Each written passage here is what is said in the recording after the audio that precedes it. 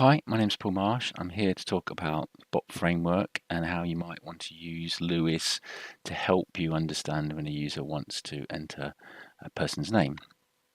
So the first thing you need to do is come into your Lewis application and add a pre-built entity called person name. So that will then allow us to do something like, you can just say Paul Marsh, for example. There's no real intent here, it's just coming back saying it thinks it's a positive intent, but only very 0.6% or 6%, I should say. So if we inspect it though, we can see that the entities, the person name entity has been filled with Paul Marsh, which is correct. So you could say something like, people call me Jane Chan.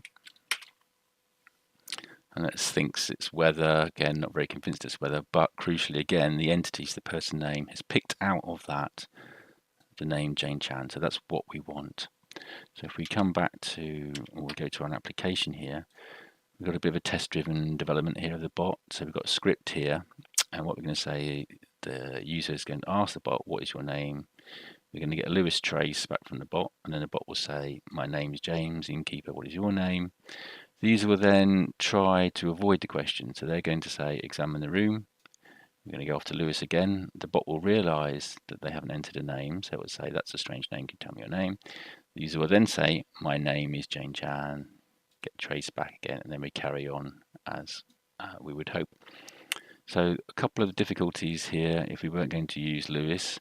So here we can see the utterance, my name is Jane Chan. So we would have to somehow figure out where the name is in that utterance. So they could just say Jane Chan as we saw in the test, or they could say, again, we saw in the test, people call me Jane Chan. So we would have to try and figure out where in there was a name. And even if we did do that, parsing a name is extremely difficult. You can have double-barreled names. You can have names with quotes in, O'Leary. You can have German names that umlauts. It's a nightmare. It's a minefield. So having a service like Lewis to help you out is a great help indeed. So let's just see. Hopefully this will run the debug. See how this goes. So I'm just spinning this test up now. Hopefully we'll hit that breakpoint. Won't take too long. Yep, they're great. So let's carry on past that. So we are now into the realms of Lewis. So we have got a result back from Lewis. We can have a look at the intent. Again, personal inquiry in this particular case. But the important thing here is, let's just have a look at what the question is. So where are we? So what is your name? So person name here, you would expect that to not have anything in it. That's great. So we're going to run past that one. So what we're doing now, we're looking at, it is saying, so it said examine the room. So again, examine the room. There's no personal information in that. And we can come down to some of the logic that we're seeing here. So it's saying, are they telling me the name? Yeah, they should be telling me the name. But the person name is null, so we can do that respond, that's a strange name. Back in the Lewis response again. This time they would have entered their name.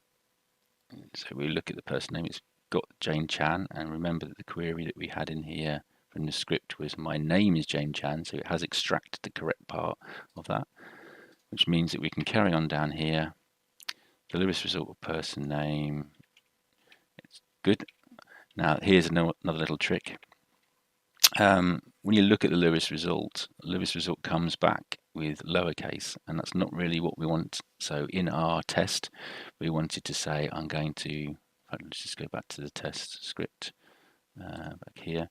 We want to say, I shall enter Jane Chan. Now note the casing here, so we don't want lowercase. So let's just go back to show next step. So what we're going to do here is I've chosen to just do a title case on this. So we should get the title case back.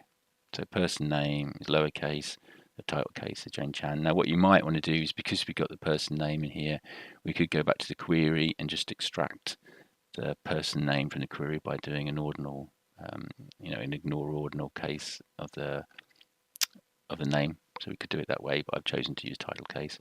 So hopefully now we can get back and the test has passed. So just a quick recap here. We've asked what the name is. We realized at this point that they didn't enter a name, so we could respond correctly by asking for the name again. They've entered some utterance that contains a name, and somehow we've managed to extract that particular name from their utterances, and we can carry on with our service. So that's just a very quick walkthrough about how you might want to use Lewis services to extract a person's name. Thank you.